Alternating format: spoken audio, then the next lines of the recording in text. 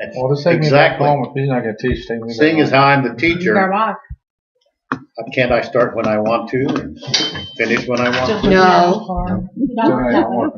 You're on the clock. Yeah, you're on the clock, brother. You're going to dock my pay, are you? Yeah, that's right. Negative 0.000000.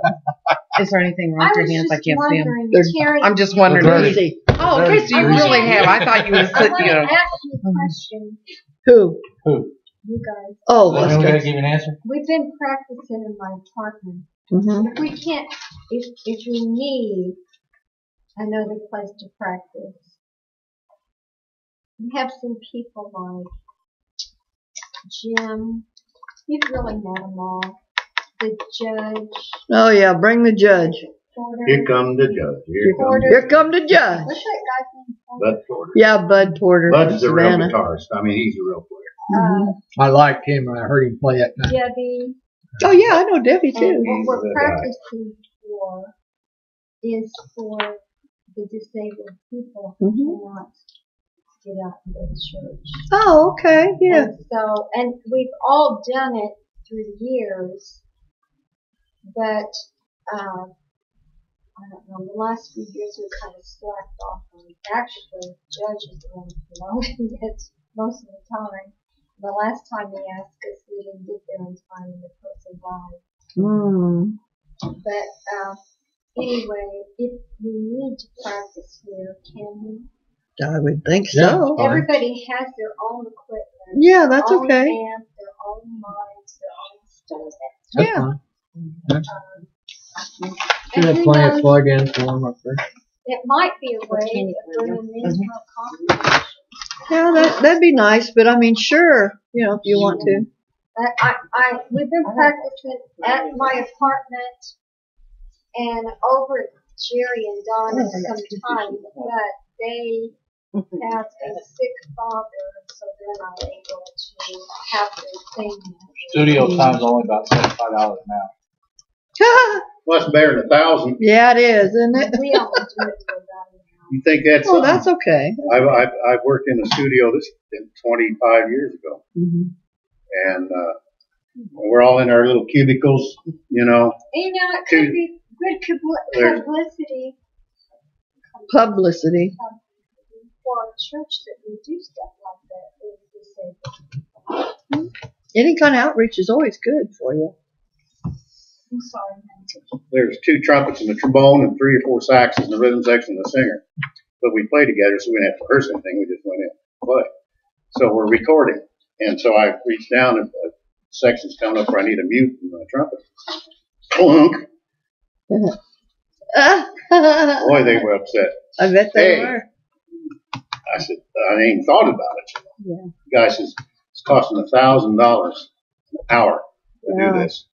And I said, then if you got rules, you better state them now. Yeah, you betcha. Well, we cut a whole album in an afternoon. Yeah, I bet. I actually worked with Brother and Sister Grace at Assembly for God. I just love them and they just love me. Besides you guys, they are my favorite people in the whole Oh, I don't think I've ever met them. No, and you would just love them. They made some records. They're beautiful. Just Do you still see them? Do you know? Yeah, I used to go to church. Oh, really? I think you were there too. That's where I first Really? seen you. Yeah. Mm-hmm. Yeah. I just love those people. They were really I was nice. taught the adult Sunday school class. Oh, yeah, I had Bible study. Oh, We sorry. were in their band, and they had a project where we would go out and go to the nursing homes and sing for them. So that's what we did. And we had our own PA equipment, mics, but they needed singers. The little children were involved. Yeah. So Ron. I might try to work something out like that. You know what? That's nice. If you got a ministry of music like that, and you guys should go to nursing homes and stuff like that. That's what You know, you don't need to wait on us to do it. Your ministry. We can't do every, you Well, know. Brother Grace, we didn't know anything about it. He said, you got to have all this musical talent. And Judy and Nathan were just little bitty girls. They'd go out there and shake hands and Then they would do acts in front of them. Yeah. And we all fuss and fight, how sad it would be. Yeah. When we all Where are we starting at, Todd? together. I don't know. They would sing little songs, and they I guess would we're starting. hold the hands. We're all together. Did you have Sim? Did you have your daughter Sim? Because I don't remember you having kids, but my No, kids were little too. I had two Well, little never your. girls. Oh, I'll figure the children. Sorry. One was in kindergarten, and one was Good man. One had, oh, now? They're your girls. is right that now. Yeah. Mm-hmm. Oh no, June's my age. I know, but we're on the air. Okay, We need all right, to get all moving. right. Yeah. Joe, if you're interested. Yeah, Joe's where we listening. starting? So he said he would be anyway. So, Father, we just come this night, as always, in thanksgiving. Yes.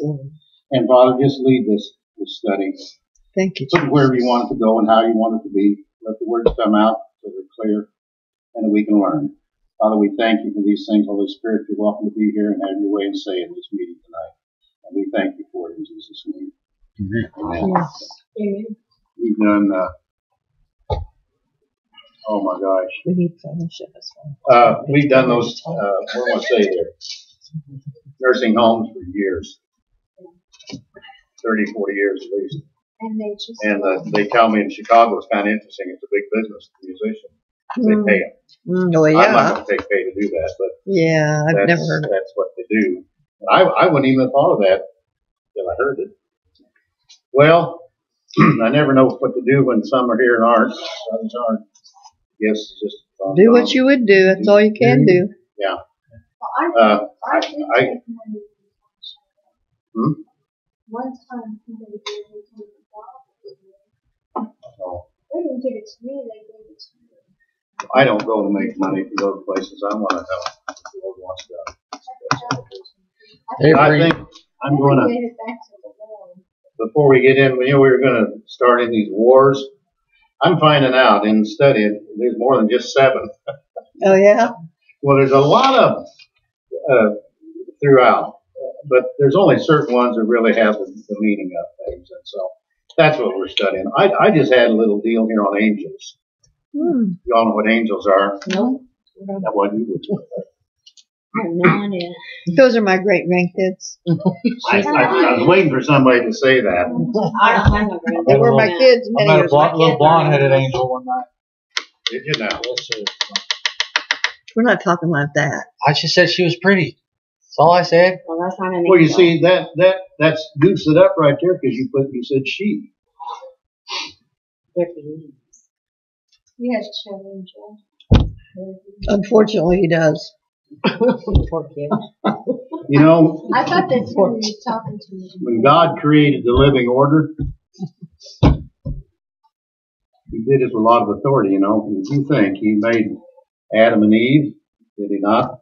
And He placed them over all the world, plants and animals and all that. And above humans, of course, are angels, right?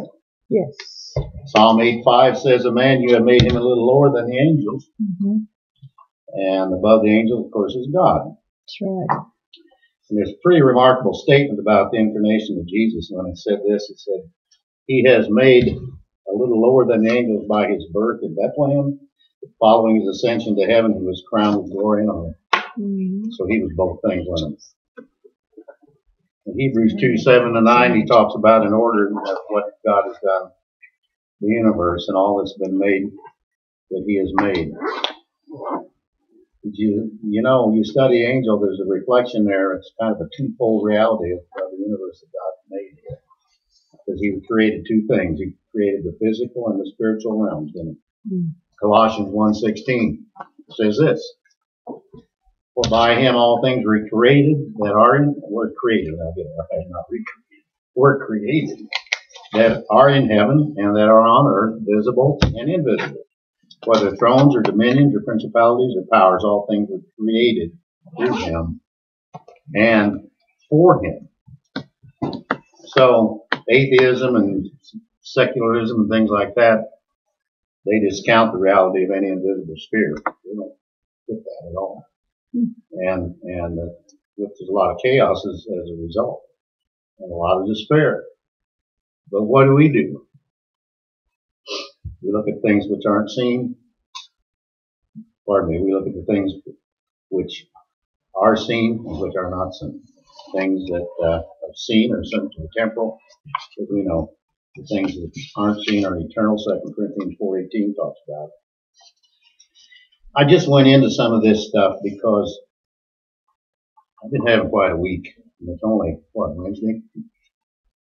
Spiritually, I mean, and there's something going on. Well, that's kind of silly statement. We know that is happening. But I'm just getting it inside that we really don't get it. It doesn't seem. You know, I thought back and we prayed for Pastor here a year ago when there was. He was, I know, physically you thought we were being knocked around and all that stuff. And I remember we prayed, and I remember coming out of prayer was, the joy of the Lord is your strength. The joy. Yep. I don't see joy. Do you? Not like I mean, we should. seriously? You know? And don't you think a lot of that's because this is the temple. We've talked about that. We've studied it. And we have authority over stuff. Mm-hmm. We do. A lot of times, though, that people are getting weary of the emotional and mental fight that they go through. And because it is our strength, the devil likes to take that from us. Because he knows then we'll get depressed, discouraged, and when you get like that, you get away from people. And what does a hunter do? He separates the weak from the herd, and he can devour them that way. Isn't that the point?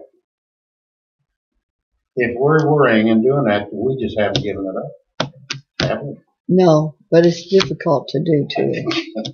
No argument there. Yeah. Especially when you are a pastor. I heard T.D. Jakes talk about this, and I was just flabbergasted. He said if he had to face one more pastor committing suicide, or one more pastor getting a divorce, or one more pastor quitting, he would know how he could take it. And he told the people, he said, we pastors, we are not super. Yeah. We cannot answer all your prayers. God is one who's going to have to answer. That's right. We He are answers. so much pressure. We want things to happen for you so bad that it gets our health bad. Mm-hmm. And he said to live in that constant depression, he said, well, he was talking to his pastors. He said, what we need to do as pastors is pray for the people and turn it over to God and ask Him to put it in the hands of God. God knows all things, and He is working all things together for our good. Yeah. And He loves us. He would never let anything that's going to happen that's going to hurt us in the future. And you might see later on in life why God let this or that or this thing happen was for your own benefit. And I've seen that happen many times. Houses I wanted to buy, cars I wanted to buy, people I wanted to be friends with, and jobs I wanted, and the Lord said no. And I just thought, well, Lord, I would be so much better if I had this job. I said no. But later on, the people went on business. There's always a reason. God sees around the corner and we don't. The best thing we can do is put our hand in the hands of the Lord and trust Him. But I know the kind of pressure Terry and Ellen are under growing up. When a pastor is a pastor and his wife, we are like their children. Yeah. I think when you talk about joy, What are you basing joy on? Is it what is happening in your life or who you know? Yeah. Because if we base our joy on what's going on in our life, we ain't going to have much joy. Right. But the Bible says, in His presence is fullness of joy. And joy is not the same as happiness. No. Joy is not really an emotion; it's a state of being.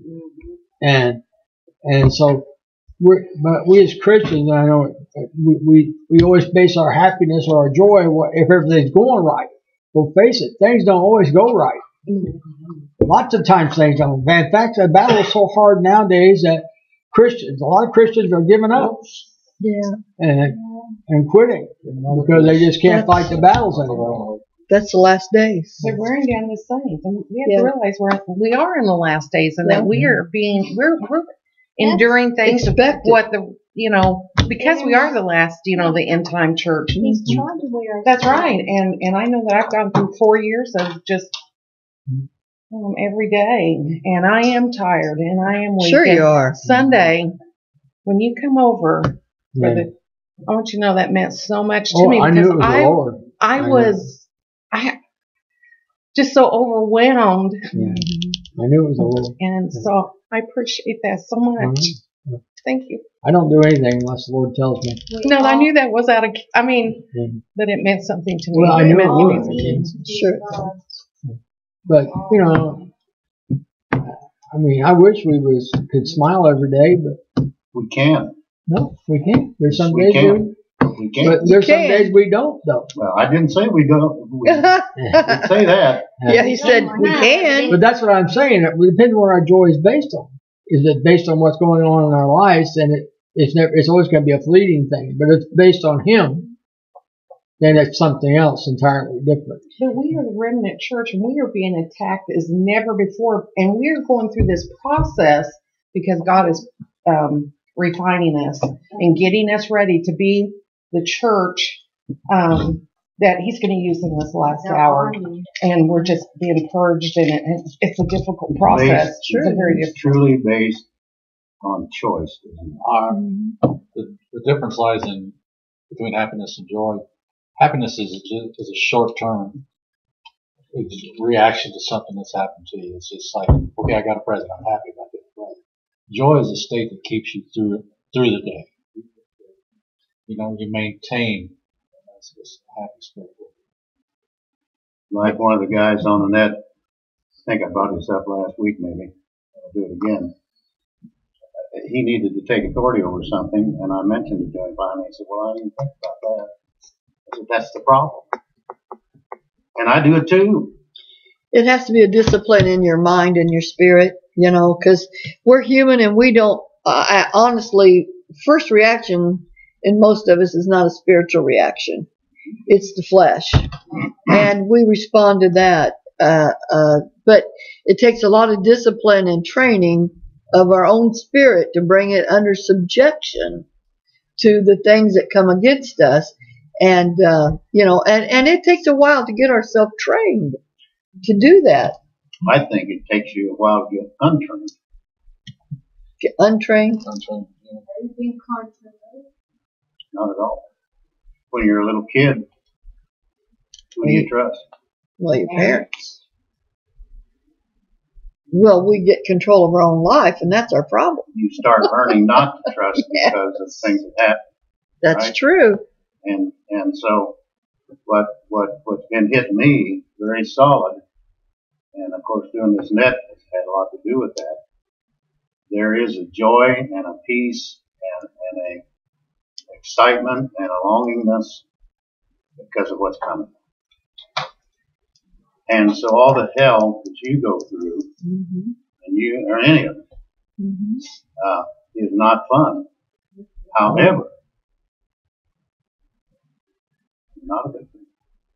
No. But you feel like it. And when somebody you love closely comes at you like that, that's the hardest of it all. That's why Jesus always said, there's one that won't do that. And that is me. I will not do that. Now, Jesus says, let not your heart be troubled. Chapter 14. I love 14, 15, and 16 of John. Mm-hmm. It's all Jesus talking all the way through there practically. He says, don't let your heart be troubled. Well, how many times does he have to say it? I know it's hard. Mm-hmm. I'm not standing here judging anybody. Believe me, I'm Right. not. Because if you knew my testimony, you'd understand real fast what I'm saying. Although, to get there, had to go through it to get there. Mm-hmm. That's right. So it's it's like a big cycle almost, or circle maybe you might say.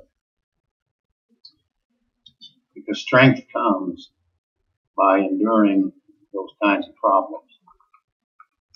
But to me, and again, and I see it when people finally grasp it, if you really give it up, you don't have a hold of it anymore. And as a matter of fact, there's really nothing to be worried about or concerned about at all. Because He's taken it. He's taken it. That's why I felt so led to do, like she said, in Bible teaching. I mean, I'm not new at it. I've been at it a while, but yet I'm relatively new compared to some others. And I picked the hardest book in the Word almost to do. But it's because it all leads to Jesus. They all lead to Him. That's right. And so you've heard it preached many times, and you've heard it said, "Well, we know the back. We know the end of the book." So I guess it's not easy when you're in pain physically and spiritually, and people are, doing the things they do and do those things to you and all that. I got to tell you, folks, I'm probably worse at that than anybody I know. I've been that way for years. And this is why I can say what I'm saying, because when I finally laid in bed that day, and I've said many times, and I just gave it up like that. He really did take it. Oh, yeah. Is it going to try to come back at you again? Probably. Of course. Even harder. Mm-hmm. But that's when you tell him where to go. You rebuke the devil. You rebuke his demons running around, and then you walk away. It does work. Mm-hmm. Well, I'm going to start in. This was on. I told you what we were going to do here on the wars of the end times. How many they are, and when are they going to happen, and things of that nature. The writer of the studies I've been doing had said, he said, every time a war breaks out in the Middle East, he says, I receive a flurry of phone calls and email message asking if it could be the War of Armageddon. And the question's usually prompted of the fact that people are familiar with only one end time war, really. And that's the one that's popularized in the movies, and novels. And it's called the Battle of Armageddon. That's a concept, basically came from the book of Revelation, where it talks about the armies are gathering in the end times at the place which in Hebrew, and you can read it in Revelation 16:16, it's called Har-Mageddon. Har-Mageddon. And it does say that. Armageddon, which literally means the Mount of Megiddo. And that is referring to an ancient fortress of Megiddo that controlled the valley of Jezreel. The English word was translated as Armageddon. And that came to be applied to the valley of Jezreel, which lies in front of Armageddon. Okay? And it goes diagonally across Israel from the town of Haifa to the Jordan River. So, you might be a bit surprised to realize that there's no reference in the book of Revelation or any other place in the Bible that says Valley of Armageddon. Mm-hmm. It does say battle. Mm-hmm. It doesn't say valley. There is no valley, as it were, of Armageddon. But we'll get into more about that later on, okay? We can talk about it. Actually, in Bible prophecy, it actually reveals 9 wars in the end times. And of course, the Armageddon battle refers to just one of those, as we said. But that's one of the main ones we hear about mostly. But we're going to talk about them. And before we get into it, the next prophetic war, well, a lot of scholars have felt that the next great end time war was going to be the war of Gog and Magog. That's described in Ezekiel 38 and 39 chapters. But there's a fellow by the name of Joel Rosenberg that had written a book called Epicenter. And it's interesting because the war, when it starts, can be when Russia invades Israel. Russia. But there are certain specific allies. All of them are Muslim nations. Mm-hmm. But the conflict in Ezekiel 38 and 39 most likely is not that. There are 2 reasons why that could be so. First of all, there's a condition for the war in Ezekiel 38 and 39 that hasn't been met. 3 times in Ezekiel 38 and in verses 8 and 11 and 14, it states that the war described in that chapter won't occur until the people of Israel are living securely in unwalled villages. Mm-hmm. That's exactly what it says. Israel is not living in security today.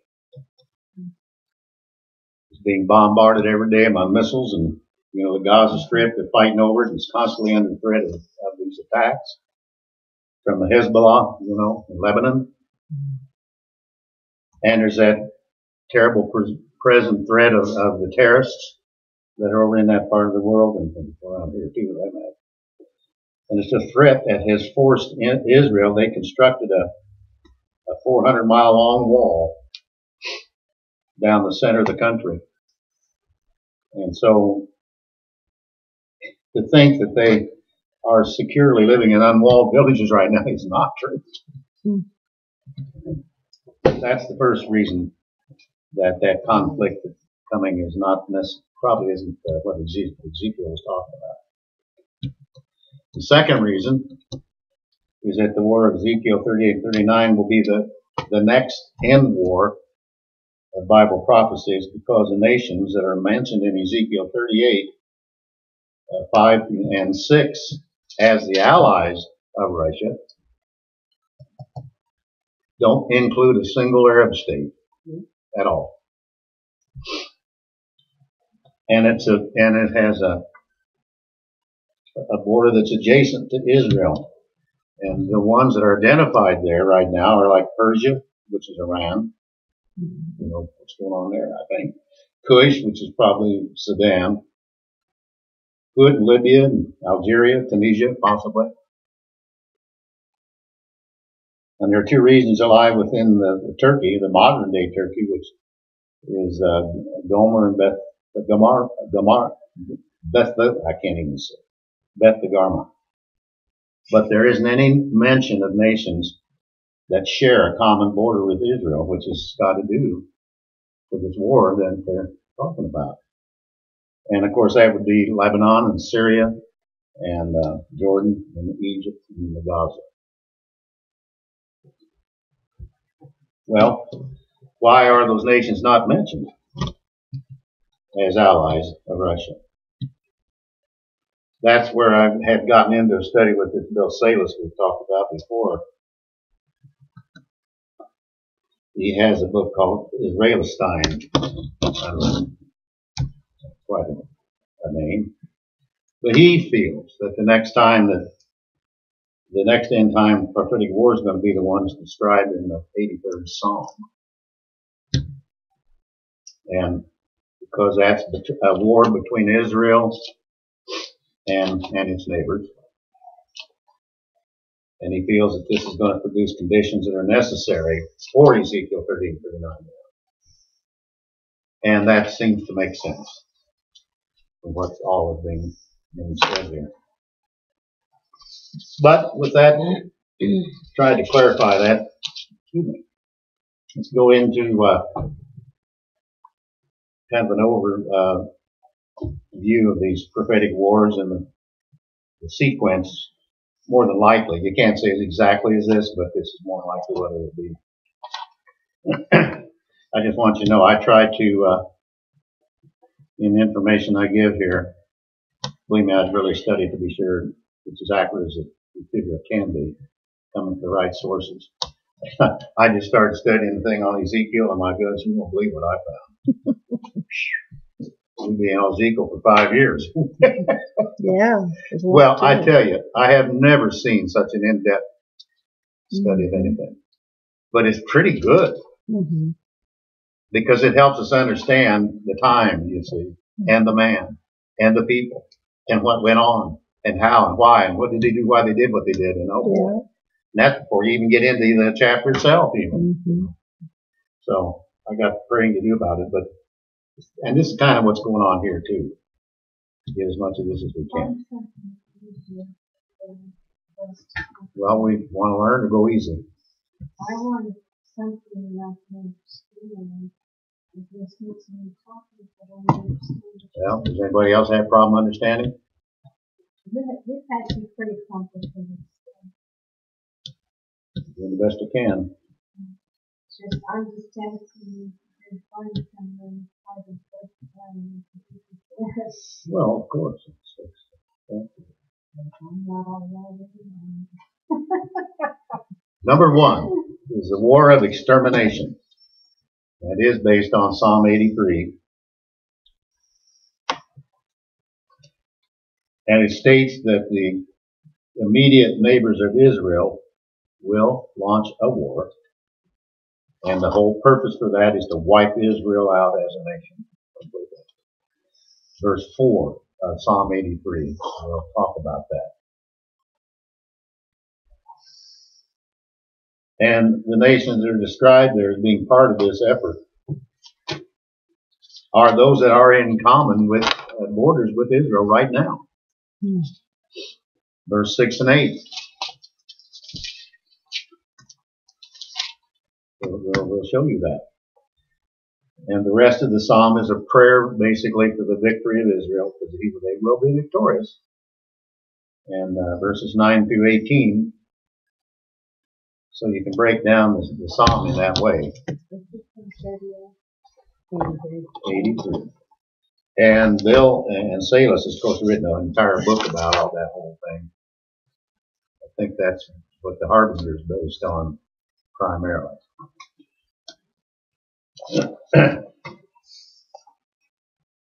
The outcome of the war really isn't stated, but you know from other scriptures that Israel will be victorious. For example, Zechariah, chapter 12, verse 6.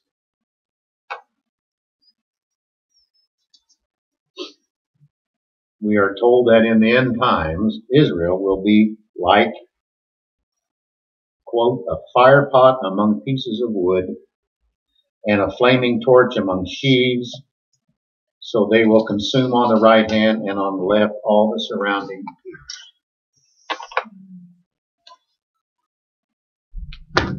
And also in Amos, chapter 9, verse 15.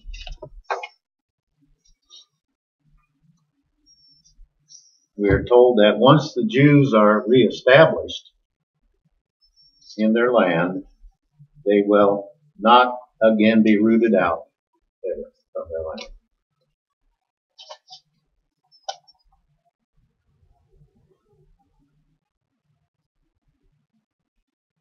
So it would seem that this war results in a pretty overwhelming victory for Israel, and it certainly results in an expansion of their territory, what God has promised them all years ago they're going to have. And their natural resources will be enhanced, of course. And there's a security that's spoken of in Ezekiel 38 that pretty well solidifies that.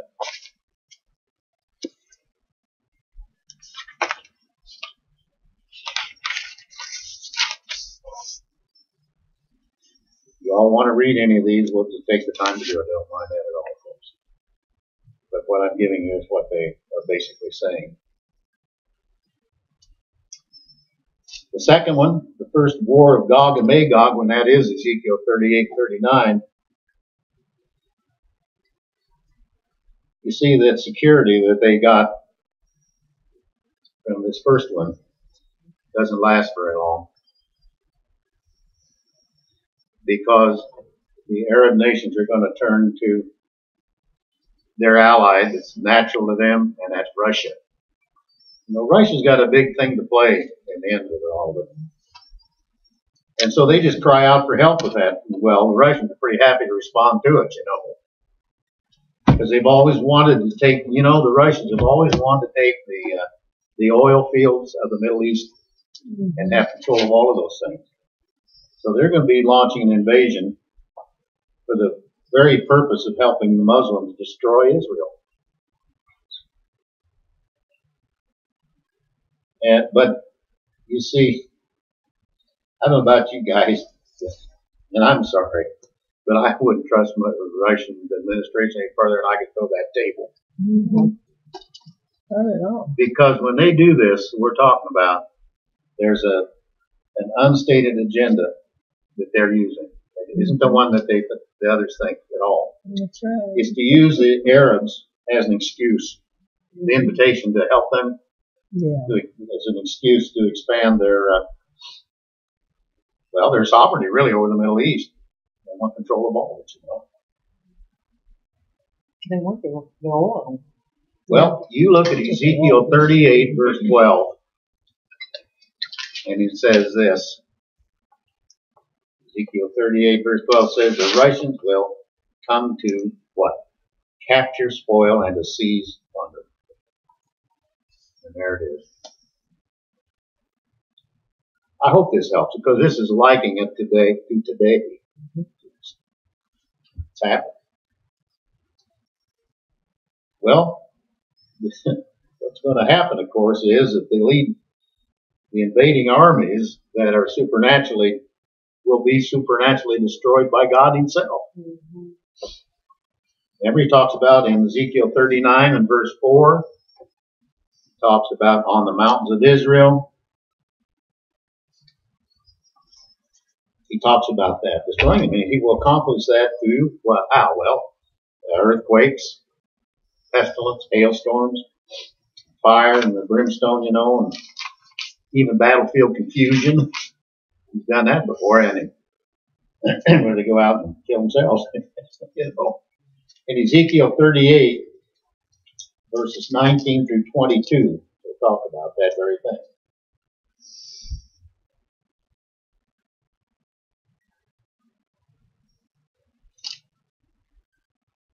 Even the Jewish people are going to recognize one thing, that the victory belongs to God. And at that point, a lot of them are going to open their hearts to him when they see that.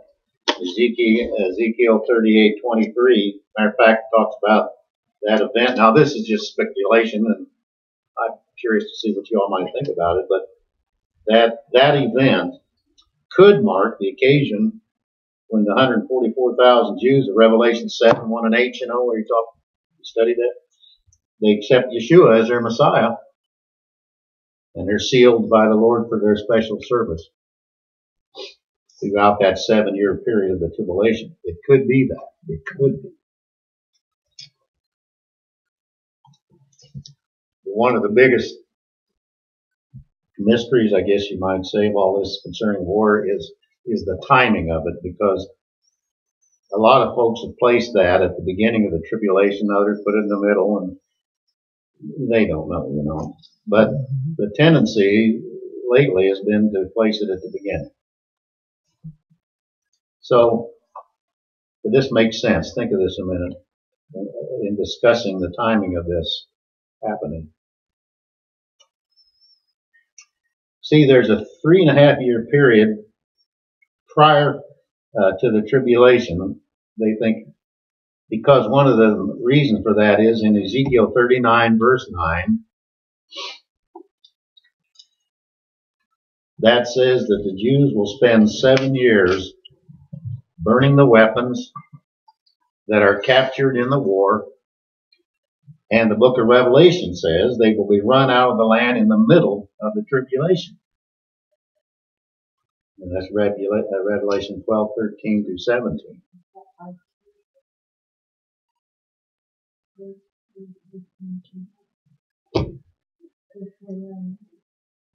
Yes. Since the middle of the trib, let me make this point. Since the middle of the tribulation occurs 3.5 years after it starts, right? Because it's a 7-year period. That means that the only way that the Jews could spend 7 years burning the weapons is for the war to start at least 3.5 years before the tribulation. You understand? Before it begins. If it takes 7 years of burning, and they're kicked out in the middle of the trib, they would have to start burning them 3.5 years before the trib even starts. Who doesn't understand what I just said? So, now, what's that mean? Well, it could mean that the burning of weapons might refer to, I know this is a speculation, of course. He says captured nuclear fuel. I don't know. Because I don't know what weapons we're talking about. But think of today's weapons. That's what it's going to be, whatever they are. So, and,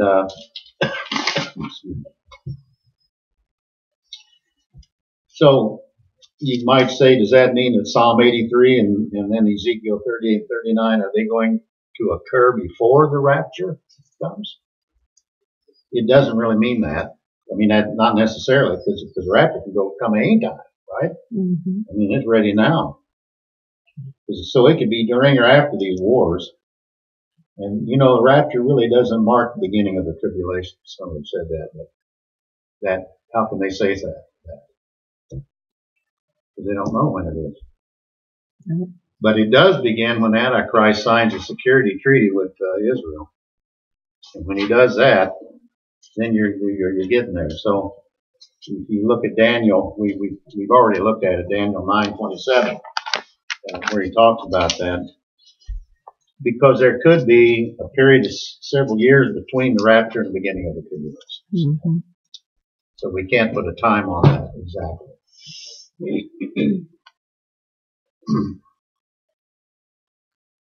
Then you get into the conventional war of the tribulation, which is based on Revelation 6. Of course, I've studied that already.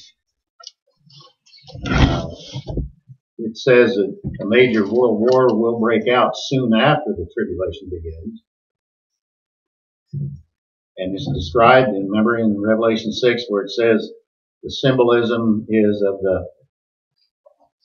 the 4 horsemen. Remember that? We talked about it. Mm-hmm. And that's representing the Antichrist and the war, famine, and death.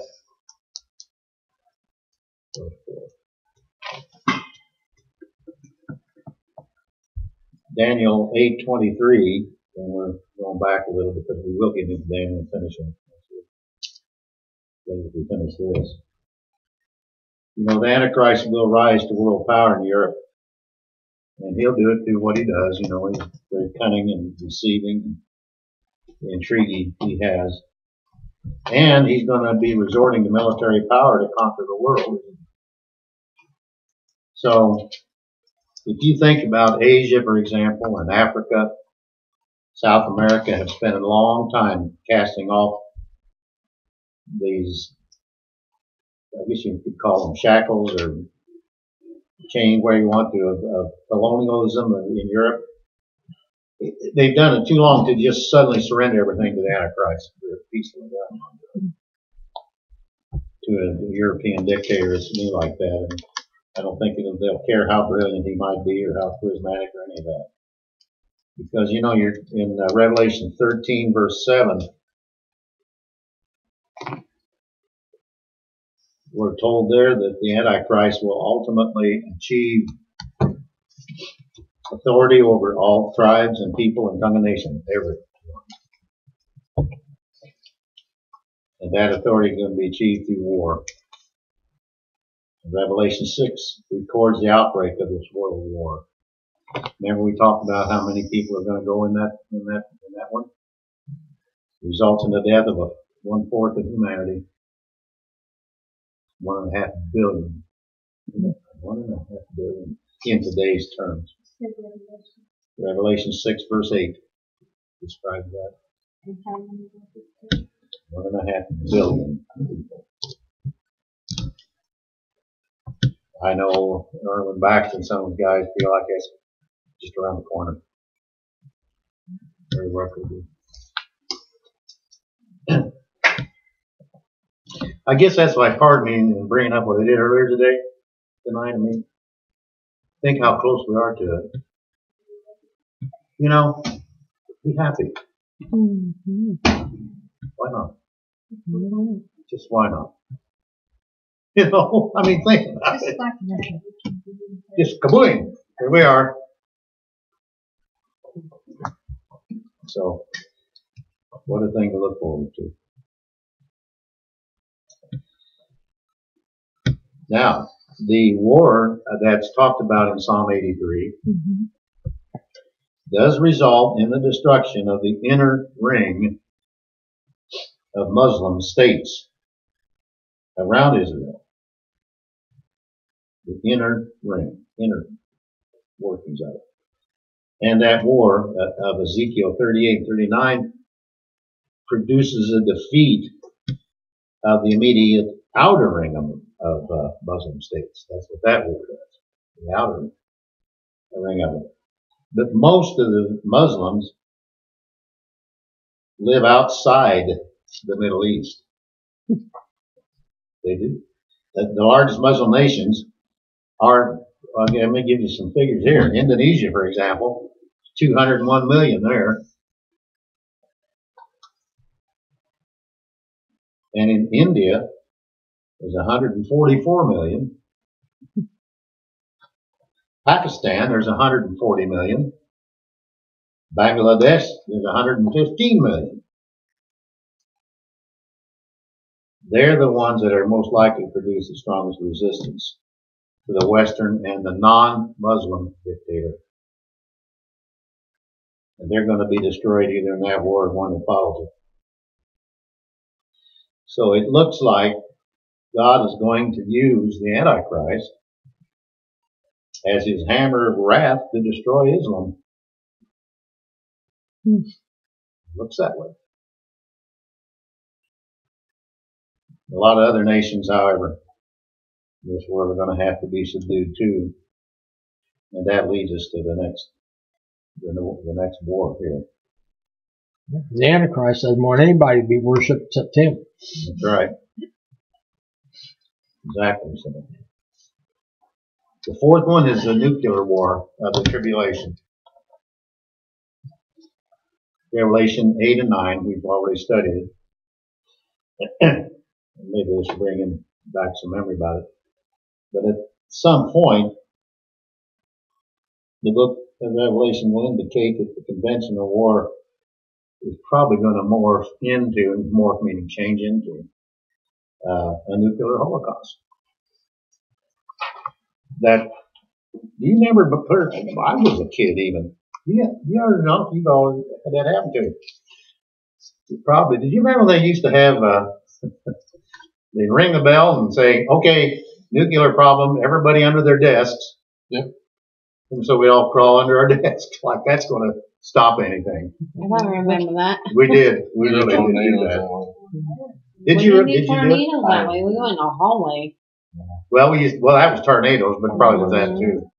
But it's just so funny when you think about what happens to anything, you know. Yeah, getting under the desk ain't going to help you with the nuclear war. It's Not much. chemical. Not very much. Now, Well, that don't, now they know. They're gone. well, there's a hint about the conventional war becoming a nuclear one. And if you look, again, I don't know if you remember this, but in Revelation 8, verse 7, it states that the escalation of the war is going to result in a third of the earth being burned up. Remember? And another hint found in Revelation 16, 2 through 11. And we're told that, quote, a loathsome and malignant sores will affect people. I mean, so at the end of the tribulation, something that could be a natural consequence of radiation could be there from the use of these weapons. Well, and it'll be so intense in heat that their flesh will just melt right off their bones. So I mean, when they describe all that, that has to be nuclear. Don't I you would think? expect. Yeah. Yeah. I don't think there's any cannons quite that strong. Well, it could be that this nuclear holocaust could be what Jesus had in mind, when he stated that in the end times, and will faint in fear. Remember, over the expectation of things coming upon the world. And he says in Luke 21:26, says, for the powers of the heavens will be shaken. That's right. So man, oh man, oh man. And that war is portrayed by the way. We've studied it already in Revelation chapters 8 and 9. But it's represented as, remember, a series of trumpet judgments. That's what it is. I hope this helps put things together. It's helped me anyway. Seems like it's kind of backward, but now I kind of understand why. Well, the next one then is called the War of the Heavens, because it certainly is happening even now. Revelation 12 refers to that, because the next end time wars is, of course, that's totally different in nature from all the rest of them, because it's a supernatural one, and it's going to occur in the heavens, right in the middle of the trib. When that's probably is when Satan's is trying to take the throne of God away, like he's been trying to do anyway, because he's once again trying to do that. And most likely, because that's the Antichrist, most likely right in the middle of it. So Satan and his angels at that point, of course, are opposed by Michael and his angels.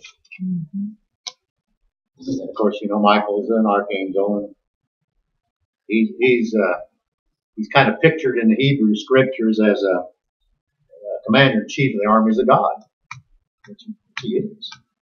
In Daniel 10, 13, Daniel chapter 10, verse 13 and 21, and in chapter 12 of Daniel, verse 1. We know what it's been said there. That's what we just talked about. In Revelation 12, 9 through 10 talks about the archangel Michael and his angels do prevail in the war, by the way. Satan is what happens is he's cast. He's cast down to earth, and his access to God's throne is cut off. Cannot do it. When that happens, that's when he knows his time is short. He knows the Bible prophecy better than we do, probably. Yeah, I bet he does. Revelation 12:12 says, in his rage, he decides to destroy the Jewish people. And of course, that leads to the next war, which we'll talk about. Might be the last one for tonight. We'll see. But that, of course, is the war against the Jews and the saints. He hates the Jews, Satan does. Obviously. Several reasons why he does. One of those, of course, is they're the chosen people of God. And then God used them to provide the scriptures to the world. And then it was through them that the Messiah came. Like that either, doesn't he? And God has promised that He'll bring a great remnant of them to faith in His Son at the end of the tribulation.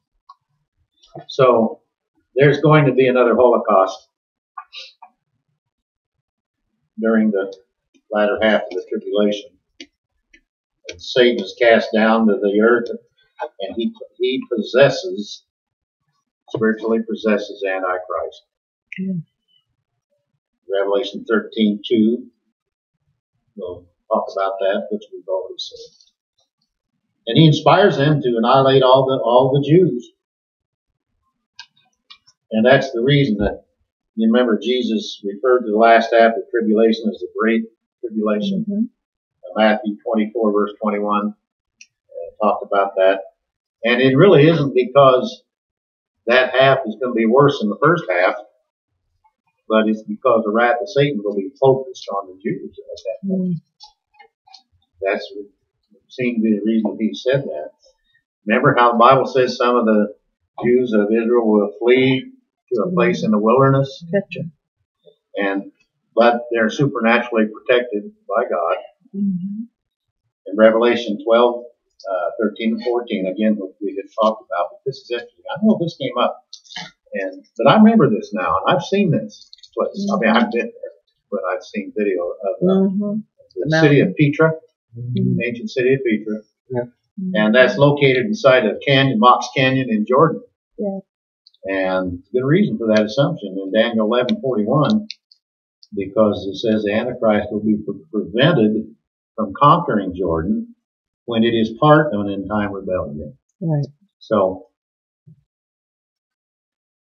but if you look at Zechariah chapter 13, verse 8, that indicates that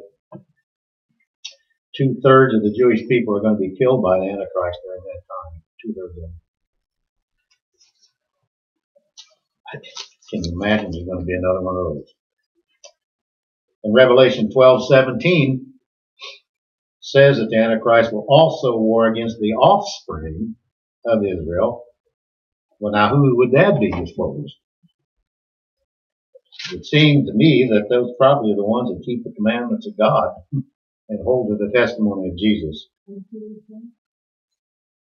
The Antichrist. Revelation 12:17. 12:17 of Revelation.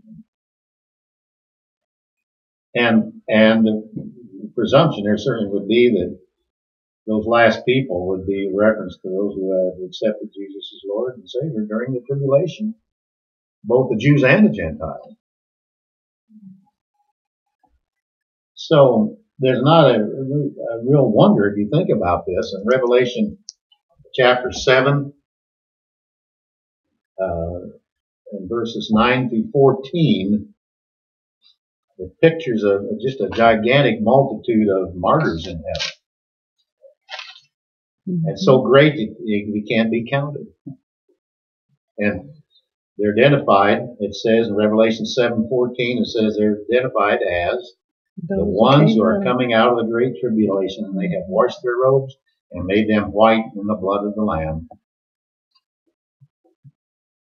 Revelation 7:14.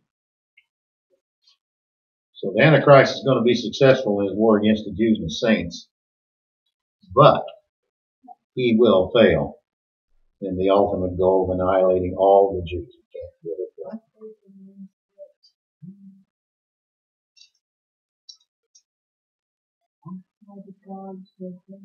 Mm-hmm. Yeah, I think so.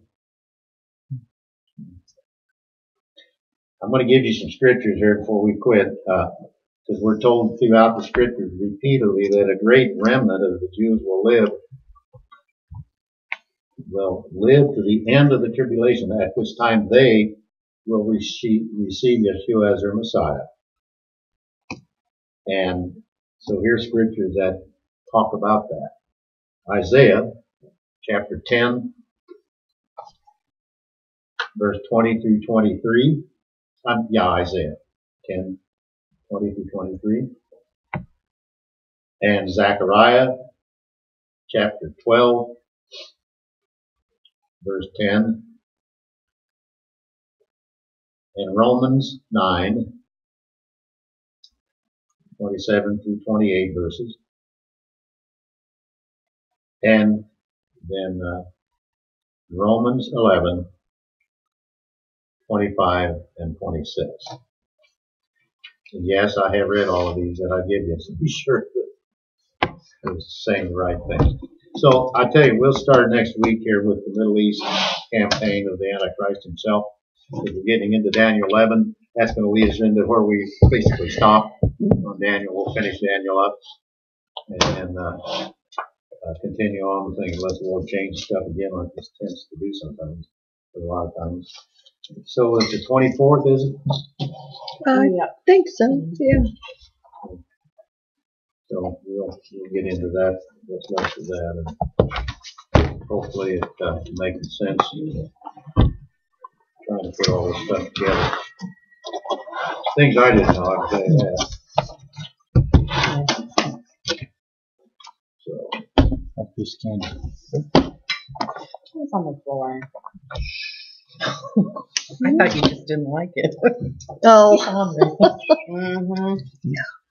God get him.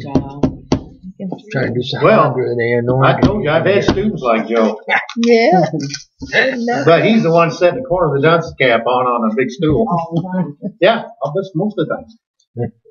Some of the boys, that was their desk, you know. Mm-hmm. But to see that look on Joe's face, there it is, right there. Well, that's okay. They can take care of themselves, I've found. You know, they couldn't put the dunce cap on me because I had a big deal.